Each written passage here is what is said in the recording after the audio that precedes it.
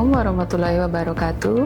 Perkenalkan, saya Elizabeth Ayu Puspita Adi, dosen pada bagian Hukum Administrasi Negara Fakultas Hukum Universitas 11 Maret.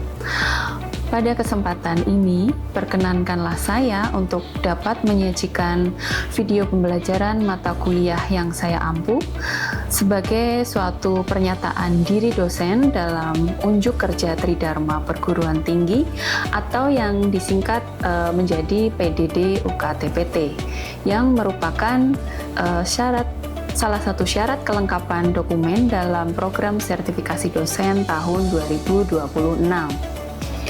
Adapun dalam kesempatan kali ini saya akan memaparkan salah satu mata kuliah yang saya ampu, yaitu Hukum Administrasi Negara. Pada mata kuliah Hukum Administrasi Negara atau yang berikutnya akan saya sering sebut dengan istilah HAN, akan dibahas mengenai konsep, asas, teori, dan juga norma hukum yang mengatur mengenai penyelenggaraan administrasi pemerintahan dalam negara hukum. Pada mata kuliah ini akan dijelaskan mengenai hubungan hukum antara pemerintah sebagai penyelenggara pemerintahan dengan warga negara, termasuk juga akan mempelajari mengenai kewenangan organ pemerintahan, tindakan dan keputusan administrasi negara, penggunaan diskresi, asas-asas umum pemerintahan yang baik, pelayanan publik, pengawasan penyelenggaraan pemerintahan, serta upaya penyelesaian sengketa administrasi. Berikutnya mengenai metode pembelajaran. Metode pembelajaran yang akan saya gunakan dalam mata kuliah Hukum Administrasi Negara mengacu pada pedoman moda pembelajaran UNS adalah metode pembelajaran hybrid, yakni dengan 60% pembelajaran luring secara tatap muka dan 40% pembelajaran daring, baik daring sinkronus maupun daring asinkronus yang dapat diselenggarakan melalui website pada UNS. Metode pembelajaran yang digunakan dalam penyampaian materi mata kuliahan ini juga bisa dilakukan melalui baik itu ceramah, diskusi kelompok, studi kasus, maupun pembelajaran berbasis proyek. Berikutnya mengenai komponen penilaian. Komponen penilaian yang akan digunakan dalam perkuliahan ini meliputi komponen UTS dengan bobot 25%, komponen UAS dengan bobot 25%, serta komponen Team Based Project dengan bobot 50%. Dan sesuai dengan peraturan akademik yang berlaku, maka mahasiswa yang tidak memenuhi standar minimal kelulusan nilai C berkesempatan untuk mengikuti remediasi maksimal 1 kali di akhir semester sebelum waktu yudisium. Baik proses pembelajaran maupun pelaksanaan evaluasi dilakukan secara kolaboratif dan sistematis dengan mengacu pada kurikulum yang berbasis pada OBE atau Outcome Based Education, di mana seluruh pembelajaran dirancang dengan berorientasi pada hasil belajar atau learning outcomes yang harus dicapai oleh mahasiswa. Maka dalam mata kuliah Hukum Administrasi Negara ini memiliki capaian pembelajaran mata kuliah atau CPMK yang menjadi standar kemampuan yang harus dicapai oleh mahasiswa setelah menyelesaikan mata kuliah Hukum Administrasi Negara. Ya, adapun capaian pembelajaran mata kuliahan ini adalah diantaranya mahasiswa diharapkan mampu memahami dan menganalisis konsep, asas, teori, serta ketentuan hukum yang mengatur penyelenggaraan administrasi pemerintahan di Indonesia. Mahasiswa juga diharapkan mampu mengidentifikasi kewenangan organ pemerintahan, menganalisis tindakan dan keputusan administrasi negara berdasarkan prinsip legalitas dan asas-asas umum pemerintahan yang baik, serta mahasiswa juga diharapkan mampu memberikan argumentasi hukum terhadap berbagai permasalahan mengenai administrasi negara dengan mengacu pada peraturan perundang-undangan, doktrin, dan putusan pengadilan yang relevan sebagai wujud penerapan prinsip negara hukum dan tata kelola pemerintahan yang baik. Berikutnya, materi pembelajaran dari hukum administrasi negara atau yang berikutnya akan disebut sebagai RPS terdiri dari beberapa materi yang kemudian akan dibagi dalam 16 pertemuan. Target yang harus dipenuhi dalam mata kuliah HAN ini adalah 16 pertemuan dengan pembagian materi sebagai berikut. Yang pertama yaitu pada sesi pertama akan diawali dengan pembukaan, pengenalan mata kuliah, serta akan dicapai kesepakatan perkuliahan antara dosen dengan mahasiswa. Kemudian pada pertemuan kedua akan diberikan materi terkait hubungan sejarah hukum administrasi negara dan konsep welfare state atau negara kesejahteraan. Lalu pada pertemuan ketiga akan dikaji mengenai perkembangan atau sifat hukum administrasi negara dalam berbagai tipe negara. Dan yang pertemuan yang keempat akan menganalisis mengenai karakteristik dari hukum administrasi negara, serta pertemuan kelima akan menganalisis mengenai penggunaan berbagai istilah HAN dan perkembangan istilah di berbagai negara maju, serta yang keenam akan mengkaji mengenai sumber-sumber dari hukum administrasi negara, dan yang ketujuh adalah hakikat, fungsi, dan wewenang pemerintahan. Dan pada pertemuan yang ke-8 merupakan evaluasi dari pembelajaran sebelum UTS, maka pembelajaran yang ke-8 ini merupakan UTS atau ujian tengah semester yang bisa dilaksanakan baik secara tertulis maupun secara lisan. Materi perkuliahan tersebut harus terus berlanjut hingga memenuhi jumlah pertemuan perkuliahan yang diwajibkan, yaitu sebanyak 16 kali pertemuan, baik secara luring maupun secara daring. Berikut akan saya tayangkan paparan kegiatan pembelajaran mata kuliah Hukum Administrasi Negara sebagai pemenuhan PDD UKTPT di bidang pengajaran. Semoga berkenan. Pagi kelas HAN pada tanggal berapa ini? Tanggal 27 Juli ya. Ini adalah pertemuan kita yang kedua. Ya, setelah kemarin kita sepakati beberapa hal terkait kontrak perkuliahan. Saya rasa cukup jelas, tetapi akan saya refresh lagi untuk beberapa hal yang kemarin kita sudah sepakati. Antara lain, presensi jangan lupa untuk minimal kehadiran adalah 75%. Lalu toleransi keterlambatan 10 menit ya. Jadi kalau lewat dari itu kalian bisa tunggu di luar. Ya walaupun saya waktu masih muda dulu juga nggak semanuk itu. Oke. Karena ini adalah pertemuan yang kedua, saya rasa kita bisa mulai masuk materi. Ya, jadi hukum administrasi negara. Kenapa saya beri dalam welfare state? Karena negara kesejahteraan dalam konteks hukum, dalam kaitannya dengan hukum administrasi negara itu sangat erat ya. Nah, bagaimana hubungannya, apa keterkaitannya, terus apa saja mungkin faktor-faktor atau hal-hal yang mempengaruhi, nah itu nanti akan kita bicarakan berikutnya. Nah, kemudian Indonesia itu adalah negara hukum. Karena kita belajar di Fakultas Hukum, maka pemahaman bahwa Indonesia ini adalah negara hukum itu harus sudah mendasari persepsi kita untuk memahami setiap penyelenggaraan negara ya. Setiap tindakan-tindakan yang kita lakukan itu harus persepsinya adalah itu berdasarkan pada hukum ya. Maka konsep bahwa Indonesia adalah negara hukum sebagaimana itu diatur di konstitusi itu harus sudah kita pahami terlebih dahulu ya, terutama dalam membahas mengenai hukum administrasi negara ini. Nah, kenapa welfare state atau negara kesejahteraan ini erat kaitannya dengan HAN sebelum kita memahami apa itu HAN ya. Karena di dalam negara kesejahteraan itu campur tangan dari pemerintah dalam penyelenggaraan negara itu sangat erat ya. Nah, dan itu nanti juga akan dibagi ke dalam beberapa sektor-sektor HAN, sektor-sektor hukum administrasi negara, karena ada campur tangan itu tadi.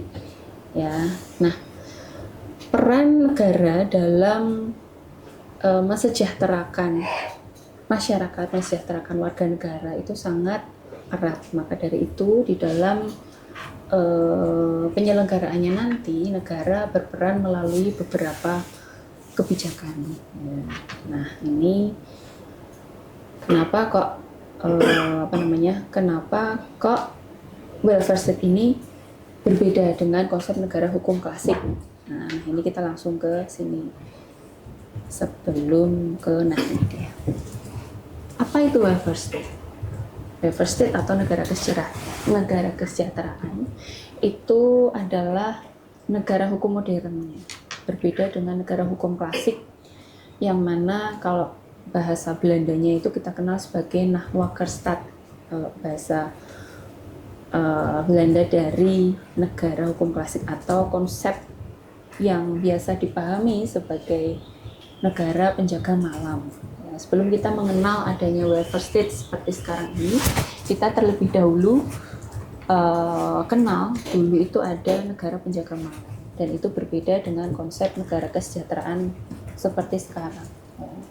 Kalau di Nahwakerstaat itu negara hanya berperan dalam ketertiban saja. Ya. Negara hanya mengakomodir sisi keamanan, sisi ketertiban, keamanan, dan negara tidak campur tangan dalam proses perekonomian, dalam upaya-upaya untuk mesejahterakan rakyat itu negara tidak berperan di situ. Ya, berbeda dengan negara kesejahteraan atau welfare state sebagaimana yang kita anut sekarang. Ya. Nah, di negara kesejahteraan ini itu administrasi negara wajib berperan aktif di seluruh segi kehidupan masyarakat. Atau secara mudahnya itu negara itu berperan dalam segala sisi kehidupan masyarakatnya, berperan dalam upaya mensejahterakan rakyatnya, bertanggung jawab atas kebutuhan sosial ekonomi. Ya. Nah, dan di sini itulah peran hukum administrasi negara. Ya. Nah, lalu kembali, apakah itu hukum administrasi negara? Nah, saya ingin ada yang membaca. Siapa yang mau membaca? Terserah mau pengertian yang mana, silakan. Ada yang mau membacakan itu untuk bisa kita pahami bersama? Mbak, ya, silakan. Mbak siapa namanya? Saya Sharon, Bu. Sharon, ya baik. Minta tolong untuk dibacakan, Mbak. Salah satu. Ya, salah satu. Pengertian hukum administrasi negara menurut Van Vollenhoven. Ya.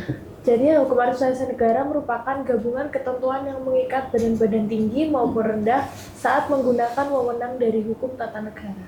Oke, terima kasih Mbak Sharon ya. Jadi ini menurut Van Vollenhoven, hukum administrasi negara itu adalah gabungan ketentuan ya, yang mengikat badan-badan tinggi maupun rendah. Jadi gampangannya itu adalah ketentuan yang mengatur wewenang. Kata kunci dari administrasi negara itu adalah wewenang negara yang dibatasi. Ya, dari beberapa pengertian-pengertian itu juga akan tampak bahwa HAN itu mengatur hubungan antara warga negara dengan pemerintahannya, mengatur kewenangan-kewenangan antar lembaga yang dimiliki. Ya. Kemudian ada juga pengertian menurut Prayudi Atmosudirjo. Ada yang namanya Prayudi di sini? Nggak ada sepertinya. Ya, kalau menurut Prayudi Atmosudirjo ini hukum mengenai pemerintah. Ya. Jadi HAN itu dipahami sebagai hukum mengenai pemerintah beserta aparatnya, mengatur wewenang, tugas, fungsi, dan tingkah laku pejabat yang tertib, sopan, adil, dan lain-lain. Masih sama intinya kalau kita bandingkan dengan pemahaman pengertian-pengertian yang tadi ditunjukkan di situ ya. Jadi mengatur wewenang, mengatur fungsi, mengatur tugas dari pejabat. Kenapa pejabat itu penting di sini? Pejabat itu nanti akan masuk sebagai subjek hukum HAN. Nah, di sini menurut Prayudi itu diklasifikasikan itu HAN heteronom dan juga otonom. Nah, coba ada yang membacakan untuk saya, apakah itu HAN heteronom? Beberapa poin-poin, silakan. Ada yang sukarela? Kalau tidak sukarela mungkin saya bisa tunjuk namanya. Ya, nah Mbak siapa namanya? Bacahan heteronom itu. Ya, Iya. Mbak Dina. Coba Mbak silakan. Klasifikasi HAN menurut Pak Yudi Atmasudirjo, HAN heteronom yaitu yang pertama dasar-dasar prinsip umum administrasi negara, yang kedua organisasi administrasi negara termasuk dekonsentrasi dan desentralisasi, yang ketiga berbagai aktivitas administrasi negara, yang keempat seluruh sarana administrasi negara, dan yang terakhir badan peradilan administrasi. Oke, terima kasih Mbak Dina. Kemudian ini ada juga HAN otonom. Nah, kalau HAN otonom itu hukum yang dibentuk oleh administrasi negara sendiri. Jadi kalau karena ini sifatnya poin-poin ya, jadi mungkin dalam mengaitkannya kalian masih agak bingung. Apa sih sebenarnya bedanya? Ya, secara mudah untuk kita pahami, HAN heteronom itu adalah peraturan pemerintah itu menjadi objek yang diatur. Ya, jadi di sini pembuat undang-undang itu membuat aturan untuk pemerintah. Jadi walaupun ketika kita berbicara mengenai HAN itu objeknya adalah pemerintahan, tetapi dalam konteks HAN heteronom ini adalah pemerintahan itu diatur oleh pembuat undang-undang. Ya, sedangkan kalau HAN otonom itu dalam penyelenggaraan tugasnya, maka pemerintahan itu bisa mengeluarkan aturan-aturan atau kebijakan yang sifatnya teknis bagaimana mereka menjalankan tugasnya. Jadi misalnya undang-undang administrasi pemerintahan atau undang-undang pelayanan publik, nah itu nanti masuknya ke HAN heteronom. Ya, sedangkan untuk HAN otonom itu misalnya SK Menteri. Ya, jadi hal-hal yang sifatnya lebih teknis, lebih lebih intern itu nanti masuknya ke HAN otonom. Ya.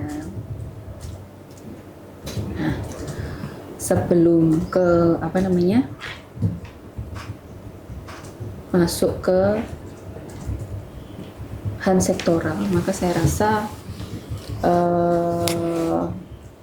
tadi sudah cukup dibahas ya, bahwa kalau kita mempelajari HAN secara umum, itu kita akan berbicara mengenai asas-asas, teori, kemudian wewenang, terus bagaimana negara itu menyelenggarakan pemerintahannya, bagaimana kaitan-kaitan antara pemerintah dengan warga negaranya dari sisi hukum ya. Nah, itu nanti kemudian akan dibagi dalam HAN yang sifatnya sektoral. Nah, itu nanti akan kita pelajari di pertemuan-pertemuan berikutnya. Nah, sampai di sini mungkin ada yang ingin ditanyakan. Saya ingin bertanya Ibu. Ya, siapa? Namanya? Perkenalkan, saya Fitri Andayani, izin bertanya. Tadi Ibu menyinggung terkait HAN sektoral. Lalu kenapa sih Bu HAN itu harus dibagi ke dalam HAN sektoral? HAN kenapa harus dibagi dalam HAN sektoral ya Mbak Fitri? Jadi karena konsep negara kesejahteraan yang kita anut itu kan menghendaki negara turut campur dalam setiap penyelenggaraannya. Nah, maka dalam penyelenggaraannya, dalam pelaksanaannya, negara itu membuat pembagian-pembagian sektor-sektor yang harus diatur. Nah, apa saja itu? Misalnya sektor kesehatan, terus pendidikan, terus lingkungan, kemudian ketenaga kerjaan, perpajakan. Nah, itu semua masuk dalam lingkup HAN yang sifatnya sektoral. Nah, nanti ketika kalian mempelajari dalam semester-semester yang akan datang, biasanya di semester 5, kalian akan ada mata kuliah mengenai hukum ketenaga kerjaan, hukum pajak, terus hukum lingkungan ya, bukan hukum lingkungan hidup ya. Nah, itu semua akan dipelajari sebagai bagian integral dari hukum administrasi negara. Ya. Nah, kenapa kok dibagi-bagi seperti itu ya, supaya itu untuk memudahkan dalam penyelenggaraannya. Nah, masing-masing itu nanti akan HAN di situ akan bekerja. Ya. Ada lagi yang ingin ditanyakan? Ya, Mbak siapa? Dengan Mbak Kanaka, Ya. izin bertanya Ibu terkait pembagian HAN itu dalam hal sektoral itu bagaimana aspek HAN yang ada dalam HAN sektoral itu sendiri? Aspek HAN-nya ya. Jadi memang kalau kita bicara HAN itu sangat teoritis sekali. Artinya ketika kita bicara HAN itu kan biasanya kan konsep-konsep asas umum pemerintahan yang baik ya, terus kewenangan apalah, itu tuh memang terkesan abstrak. Nah, ketika kita realnya bagaimana sih? Ya, tadi pertanyaan Mbak Kanaka, maka kita ambilkan contoh di sektor hukum lingkungan misalnya. Di hukum lingkungan itu nanti akan ada perizinan misalnya, atau mungkin di ketenagakerjaan juga pasti masing-masing memiliki unsur perizinan. Nah, di dalam perizinan itu, dalam konteks perizinannya, itu tuh kan akan ada di breakdown lagi itu kan siapa yang memberikan izin, ya, pejabat publik, siapa yang berwenang, ya, subjeknya siapa. Nah, itu juga nanti akan dipelajari di dalam HAN. Kemudian kewenangan apa yang dimiliki, ya, dari pejabat publik itu, wewenang yang dimiliki itu apa. Nah, itu juga nanti akan kita pelajari. Lalu apakah tugas atau mungkin kewenangan yang dimiliki itu sudah dilakukan berdasarkan asas-asas umum pemerintahan yang baik atau belum. Nah, asas-asas umum pemerintahan yang baik itu akan juga masuk dalam salah satu bagian dari HAN yang akan kita pelajari nanti. Jadi itu akan banyak sekali aspeknya, dan misalnya contoh-contoh kasusnya atau contoh hal-hal yang konkretnya itu nanti akan kita sering ketemu. Misalnya keputusan-keputusan apa yang dibuat oleh badan-badan itu tadi, itu termasuk nanti dalam kewenangan. Bagaimana kewenangannya, batasan-batasannya sampai mana, dasar hukumnya apa. Nah, itu masuk dalam konteks hukum administrasi negara. Ya, begitu kira-kira kurang lebihnya. Sudah cukup jelas Mbak Kanaka? Oke. Apakah ada lagi yang ingin ditanyakan? Kalau tidak ada, mungkin pertemuan hari ini kita akhiri. Tapi saya tidak menutup diskusi. Artinya misalnya kalian di rumah atau di jalan, kalian menemukan sesuatu pertanyaan, oh apakah ini relevan dengan HAN? Coba sih saya tanya dengan Wahyu, silahkan. Saya membuka diskusi selebar-lebarnya kapan saja, ya. Jadi dan untuk pertemuan berikutnya kita akan mempelajari mengenai asas-asas umum pemerintahan yang baik. Ya, jadi nanti dipersiapkan untuk kita bisa brainstorming terlebih dahulu, tanya jawab, mungkin diskusi di awal pertemuan, ya, biar kita juga sudah ada bekal terlebih dahulu apa yang akan kita diskusikan nanti, ya. Begitu. Terima kasih atas perhatiannya teman-teman mahasiswa. Selamat pagi. Assalamualaikum warahmatullahi wabarakatuh. Waalaikumsalam warahmatullahi wabarakatuh. Terima kasih Bu Ayu. Baik. Terima kasih teman-teman mahasiswa. Demikian tadi paparan pembelajaran dalam mata kuliah Hukum Administrasi Negara Fakultas Hukum Universitas 11 Maret. Semoga dapat diterima dengan baik serta menjadi bahan pertimbangan dalam pengajuan sertifikasi dosen reguler gelombang 1 tahun 2026.